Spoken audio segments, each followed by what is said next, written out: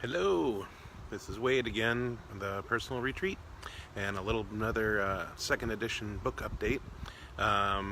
So I'm doing a lot of work on the part about preparation and the importance of preparation and some tips to prepare properly for a retreat.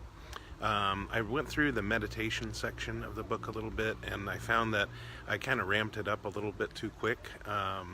Within a month, you should be, the old version is within a month you're doing 20 minutes of meditation, which is, that's even a challenge for me. I think I'm up to about 15 at a stretch, mostly because I don't have time, but otherwise I could just use a little more practice at it. So back that off a little bit, so that's kind of helpful. One of the sections I had on the book for the day of the retreat and mentioned taking your mobile phone but putting it on do not disturb. Yeah, that's probably not that good of an idea.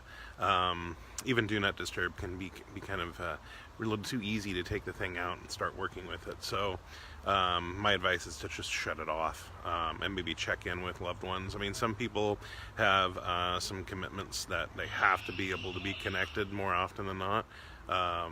But you know, if you just set a time to check in at like 10 o'clock or 11 o'clock and just check in, it'll probably be good. I did some research on snacks that you can bring along that really help with focus during a retreat, so I included some of those in there. Also, my story about the coffee shop. So one of the challenges to the retreat is you're doing a lot of work to do a lot of work, and so if you get stuck with something that stops you, right? In my case, I couldn't go to the park I wanted to go to.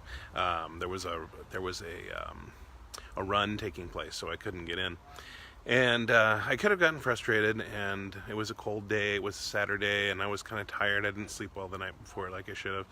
And I just wanted to, bag it and maybe reschedule the thing. But so instead I went, no, I'm going to go to a coffee shop and see if I can wait this out. And it turns out, and I'll go in a lot more detail later, but it turns out that was the best place to do my retreat that time, was in a coffee shop. So, be resilient, be flexible. I also included a little bit about stretching with retreat. I put going on a walk as soon as you get to a retreat place, and just kind of get the blood moving and everything. I kind of followed that up with some stretching, because you should probably get up and stretch a little bit through the retreat, and that should help a lot. Last couple of things is I added in the question game, a little more detail in the question game, and because I didn't feel like that was filled out really well in the book, so I put in the parts where you go and you're asking yourself the questions like, gee, I really like driving a car all over the place. I enjoy driving long distances. Well, why do I like that? And I like it because it gives me a chance to listen to podcasts or whatever. In going through that process, you then can learn about other things that you like to do, and putting that together with all the other things you learn about yourself can be really helpful.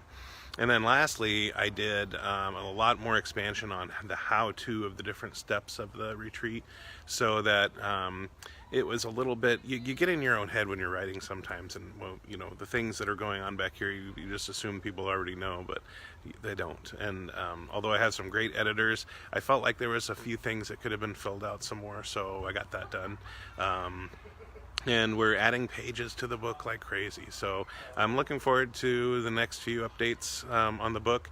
I've still got, I spend about 2 or 3 hours every 3 weeks, 2 or 3 weeks on this, and so it's growing. It'll get there, and hopefully this fall we'll have another edition come out. So until then, thank you for watching, and have a great day.